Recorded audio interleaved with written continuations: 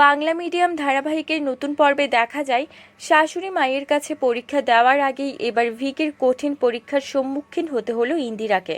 সকালে ভিকি ইন্দিরার হাত ধরে জানতে চায় ইন্দিরার আগে কোথাও বিয়ে হয়েছিল কিনা। মলয়ের কথা প্রসঙ্গতেই বিষয়টি জানতে চায় ভিকি। মলয় তো নিশ্চয়ই তোমাকে কনের সাজে দেখেছিল, আমাকে তুমি সবকিছু বলতে পারো। ইন্দিরা কৌশল অবলম্বন করে জানিয়ে দিল সে আগে তার শাশুড়ি মায়ের বন্ধুদের জন্য সমস্ত খাবারগুলো রান্না করবে, তারপর না হয় বলবে। এই কথাগুলো শুনে আরও সন্দেহ হয় ভিকির।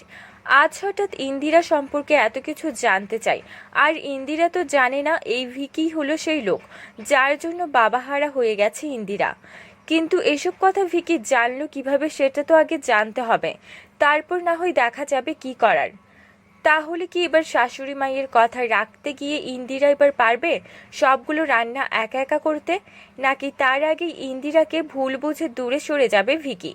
আর ইন্দিরা কি পারবে সত্যিটা গোপন রাখতে, নাকি সব শুনে ইন্দিরার প্রতি রেগে না গিয়ে মন থেকে ভালোবাসবে ভিকি? বন্ধুরা, তোমাদের কি মনে হয়? এক্ষুনি একটা লাইক দিয়ে এবং কমেন্ট করে জানিয়ে দাও তোমাদের মতামত। ধন্যবাদ।